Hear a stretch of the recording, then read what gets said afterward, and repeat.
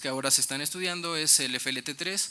Ya sabemos que existen algunos inhibidores, como la midostaurina, que bueno, es estudiada en la actualidad. Y bueno, los pacientes que resulten positivos para estas mutaciones pueden ser enrolados en ensayos clínicos para poder tratarlos con estas nuevas herramientas terapéuticas. Y bueno, ya se han publicado en Blood, de acuerdo a los genes de fusión y a las mutaciones más recurrentes, cómo es que pueden ser tratados estos pacientes. No olvidar que también ya existen algunos fármacos dirigidos contra las mutaciones de IDH1 e IDH2. También la biología molecular proporciona información en cuanto a la determinación de enfermedad mínima residual, que como ya lo comentó el doctor Zárate, ya constituye uno de los nuevos valores pronósticos en la hematología. Esto ya se hace por tiempo real, en donde lo que podemos hacer en el laboratorio es determinar la cantidad de copias o porcentaje de BCR-ABL en los pacientes con leucemia mieloide crónica, en donde vemos que podemos determinar una respuesta molecular temprana, una respuesta molecular mayor o una respuesta molecular profunda, de acuerdo al número de logaritmos que desciendan conforme pasa el tiempo de tratamiento. También, bueno, dar a conocer que ya existen paneles de referencia primarios realizados por la Organización Mundial de la Salud, con la cual podemos estandarizar la determinación del número de copias de BCR-ABL. Podemos determinar hasta 3 copias del mensajero de BCR-ABL para determinar si es que sigue la actividad tumoral en nuestros pacientes con LMC. Y también ya existe un panel de referencia secundario, que es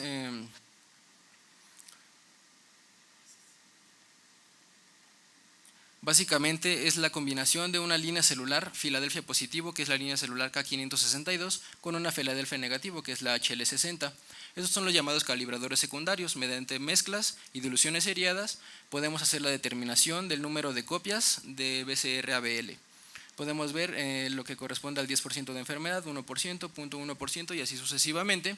Y cuando nos llegan nuestros pacientes podemos determinarlos en qué valores se encuentran de BCR-ABL tanto al diagnóstico como a los 6 meses al año de tratamiento, hasta poder determinar que la enfermedad, que los transcritos de BCR-ABL ha sido, ya no es identificable, ya no tiene transcritos de Filadelfia. Esto, bueno, son recomendaciones para el monitoreo del monitoreo molecular de BCR-ABL, en los cuales ya estamos implementando esta herramienta en el laboratorio. Y por último, la secuenciación de siguiente generación, probablemente de las tecnologías más avanzadas en la determinación de mutaciones. Nada más mencionar que el primer cáncer que fue secuenciado mediante esta tecnología fue la leucemia mieloide aguda, de la cual ya se conoce pues la mayoría de las mutaciones, si no es que todas, y mencionar que es una secuenciación por síntesis, diferente a la de secuenciación por Sanger, que era una secuenciación por electroforesis capilar.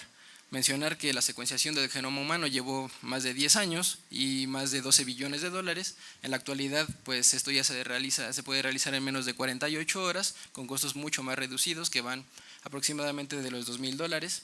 Esta es más o menos la metodología de la secuenciación de siguiente generación, en donde vemos que hacemos una fragmentación del DNA, formamos clústeres, los amplificamos para tener muchas más copias y poder hacer una determinación de las secuencias mucho más específica y más sensible que la secuenciación por Sanger.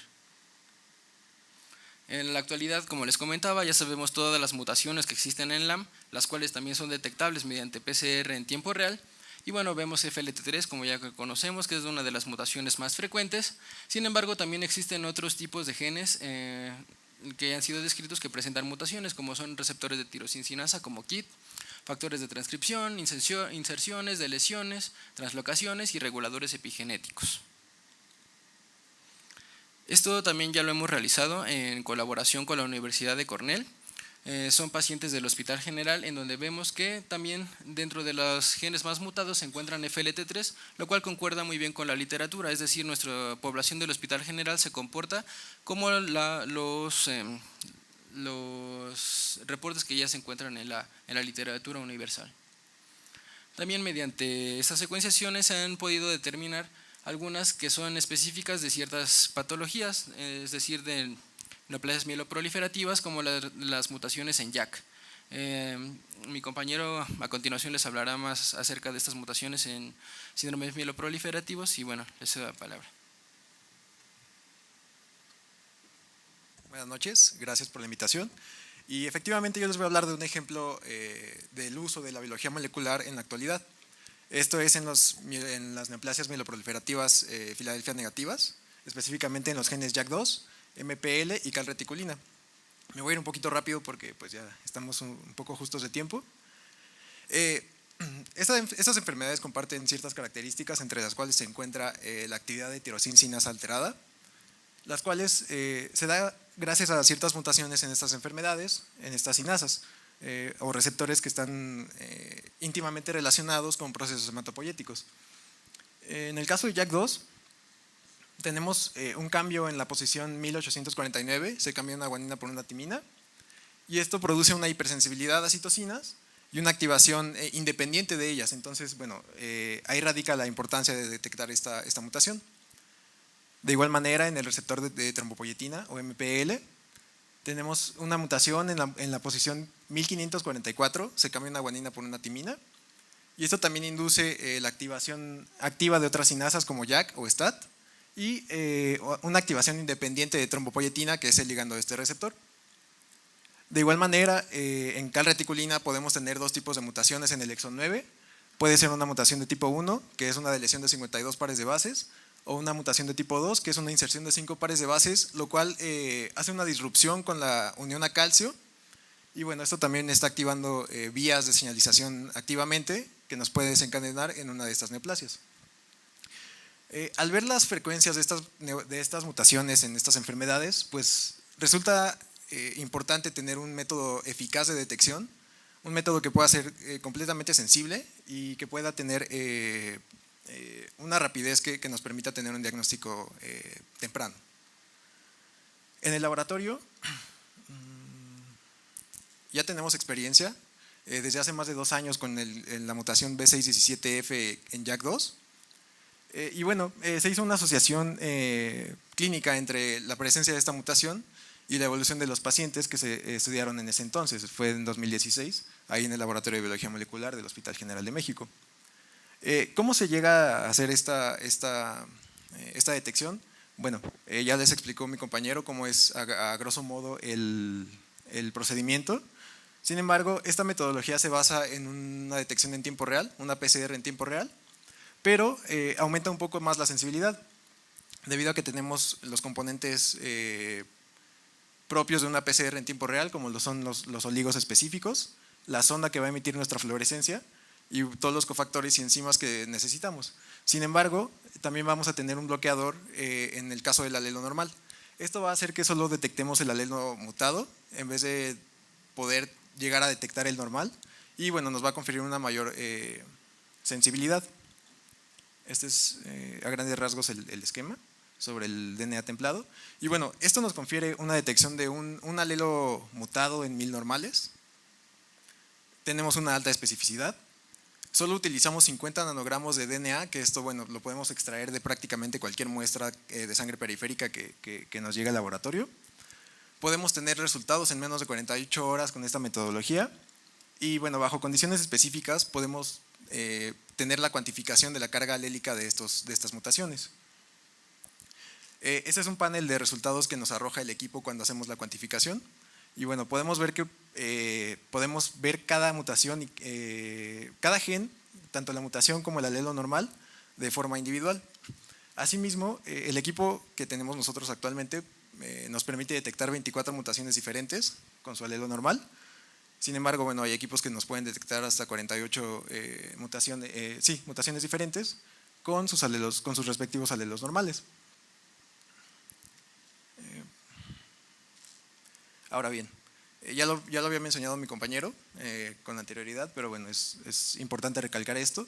En la actualidad, con las terapias dirigidas que tenemos, pues resulta aún más importante detectar estas mutaciones. En primera instancia, se hace para llegar a un diagnóstico diferencial. Sin embargo, bueno, también ya el peso de la terapia dirigida aumenta esta importancia. Y hasta ahorita pues hemos visto la evolución el diagnóstico y las herramientas que tenemos a la mano para hacerlo. Hemos pasado desde detecciones macroscópicas, subjetivas a ojo, hasta bueno, tener clústeres de resultados que nos arrojan una infinidad de información. Y bueno, este es el ejemplo más claro para tener una detección de mutaciones puntuales. Y ya rápidamente para concluir sobre la biología molecular en la hematología, bueno, podemos decir que estas técnicas nos confieren una alta sensibilidad, tenemos una alta especificidad también, tenemos una gran cantidad de información, tanto clínica como para investigación. También podemos tener la detección de prácticamente cualquier gen, como ya lo había mencionado mi compañero, teniendo el diseño de primers específicos bien logrado. Es importante recalcar que esto es un apoyo al diagnóstico, es una herramienta más. Sin embargo, bueno, los métodos tradicionales de diagnóstico, como es la morfología y la citometría de flujo, por supuesto, siguen siendo parte integral. Esto no va a sustituir ninguna técnica, solo es para brindar más información y una información que pueda ser más específica en el conocimiento de la enfermedad. También podemos tener un apoyo al tratamiento, como ya lo había mencionado mi compañero, en la medición de la resistencia al tratamiento que puedan estar generando los pacientes, y un apoyo al seguimiento también, como con la aparición y desaparición de estas alteraciones a lo largo de la enfermedad.